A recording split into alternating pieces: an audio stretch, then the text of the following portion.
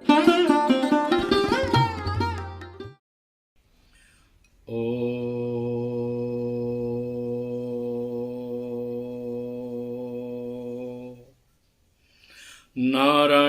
नमस्कृत्यं नरं चैव नरोत्तमं देवी सरस्वती व्यासं ततो जयमुदीरयेत्। परब्रह्मस्वरूपां च वेदगर्भजगन्मयी शरणे त्वामहं वन्दे दुर्गा दुर्गतिनाशिनीं। कामाख्यां कामदां श्यामां कामरूपां मनोरमां ईश्वरीं त्वामहं वन्दे दुर्गा दुर्गतिनाशिनीं।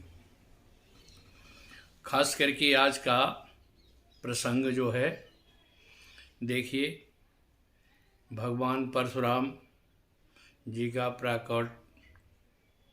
प्राकोत्सव है। साथ में अक्षय तृतीया आखा तीज भी कहते हैं। इसका मतलब ये है कि खास करके यह वीडियो आपको मिलेगा रात में या कल मॉर्निंग मिलेगा, एक दिन विलम्ब से। लेकिन यह जो समय है, खास करके ये आज का तिथि जो है सो प्रारंभ होता है अक्षय तृतीया, क्योंकि चार धाम यात्रा भी प्रारंभ होता है वहाँ से। दूसरी बात, माँ कामाख्या का जो रजोधर्म होने वाला है, जो मेला का सिस्टम होता है, वो 20 तारीख से जो लेकर के जून के बीच में और 20 से लेकर के 30 के बीच में होगा। तो तंत्र मेन प्रधान ये है कि तंत्र है क्या। तंत्र को जानने के लिए, क्योंकि मैं आगे भी कह चुका हूँ कि माँ कामाख्या तंत्र की जननी है, और सबसे बड़ी बात यह है कि यह का देखा गया है कि माँ भगवती पराम्बा जगदम्बा जो है वही कृष्ण बनी है काली। द्वापर में कृष्ण बने हैं, इसके बाद से वही जाकर के अभी का शनि का भी है, क्योंकि कर्म दंड, इस संसार में हर आदमी को कर्म दंड का सजा मिलता है, कर्म का दंड मिलता है। जैसा आप कर्म करेंगे वैसा परिणाम मिलेगा, क्योंकि परमात्मा कहते हैं कि कर्मण्ये सेवाधिकारस्तु मां फलेषु कदाचन। कर्म के अधिकारी तो है। जैसे परीक्षार्थी जो है सो जाकर के परीक्षा हॉल में स्वतंत्रता है उसके पास कि वो अगर बाई चांस लिखे या न लिखे, उसका परिणाम परमात्मा देते हैं। उसी तरह से ये संसार में आप कर्म के अधिकारी है तो उसके भोग के भी अधिकारी हैं। आप खास करके ये चीज देखेंगे कि तंत्र के लिए जाने के लिए सबसे बड़ी बात है कि गुरु की आवश्यकता होती है। और गुरु आपको कैसा होना चाहिए, क्योंकि गुरु कर्मनिष्ठ होना चाहिए और जानकार होना चाहिए। क्योंकि जो गुरु खास करके ज्ञान में नहीं होगा, जो जानकार नहीं होगा, वो आपको कहीं ना कहीं भ्रम करेगा, भटकाएगा। तो इसलिए गुरु की कोई अच्छे गुरु के सलाह से ही आप किसी प्रकार की साधना कर सकते हैं। और तंत्र में खास करके जाने के बाद, क्योंकि यह संसार में आने के बाद कर्म का अधिकारी है, तो दुर्गा सप्तशती टोटल तांत्रिक पुस्तक है।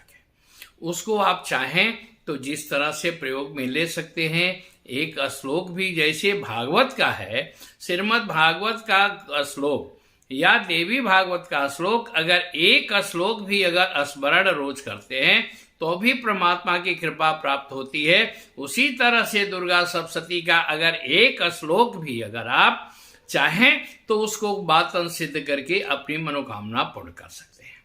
अब देखिए, सबसे बड़ी चीज क्या है कि मंत्र, तंत्र और जंत्र। मंत्र का विशेषता यह है कि मंत्र कितने 3 तरह के होते हैं। कुछ साबर मंत्र पर भी लोग चलते हैं और कुछ वैदिक मंत्र पर भी चलते हैं, कुछ तांत्रिक मंत्र भी चलता है। तो वैदिक मंत्र की भी प्रक्रियाएं हैं, तांत्रिक मंत्र का भी जो प्रक्रियाएं हैं, उसी तरह जैसे कि वैदिक के लिए कहा गया है पंच गकार। गकार का मतलब गंगा, गौमुखी, गाय और गायत्री, गीता। उसी तरह से तंत्र में अघोर मार्ग में पंचमकार होता है, तो उसी तरह से जैसे सिख संप्रदाय में पंचककार होता है, उसी चीज को लेकर के हमें हर चीज में चलना चाहिए। अब सबसे बड़ी चीज है कि आपके लिए जीवन में उपयुक्त क्या है। आप पहले ये देखिए, सांसारिक वस्तु को चाह करते हैं, सांसारिक चीज चाहिए, धन चाहिए, लक्ष्मी का अगर प्राप्ति चाहिए तो लक्ष्मी आने के लिए आएगी, लेकिन कुबेर की आराधना जरूरी है, जिससे कुबेर ही स्टॉक करते हैं। लक्ष्मी नहीं तो इधर बारिश के बूंद की तरह आएगी तो दरिया के पानी की तरह निकल जाएगी। उसी तरह से अगर सरस्वती का ज्ञान चाहिए, विद्या चाहिए, तो सरस्वती का बीज मंत्र का लेकर के चल सकते हैं। उसी तरह से शत्रु के समन के लिए है तो काली क्योंकि कहा गया है ऐंकारी सृष्टि रूपाई ह्रीं काली प्रतिबालिका क्लिंकारी काम रूपिणे बीज रूपे नमोस्तुते, तो क्लिंकारी काम रूपिणी है। अब आपकी कामना क्या है? सबसे बड़ी चीज ये है कि मैं एक चीज जरूर कहूंगा कि सांसारिक वस्तु से अगर आप जितना प्यार करेंगे वो चीज आपसे दूर होता है, और परमात्मा के तरफ जितने भागेंगे, परमात्मा अगर एक बार आपको बुला लेगा, आपका इष्ट एक बार साथ दे देता है, तो हर मनोकामना अपने आप पूरा हो जाता है। आपको कुछ मांगने की जरूरत नहीं है। जैसे पिता के सामने अगर आप जाते हैं तो पिता को मालूम है कि मेरे पुत्र को क्या क्या चाहिए, वो हर चीज व्यवस्था करता है। धन्यवाद। आगे जो है सो मैं आपको कल से वीडियो प्रतिदिन दूंगा। अभी आज इतना ही पर विराम दे रहा हूं। धन्यवाद। जय मां भगवती, जय मां कामाख्या।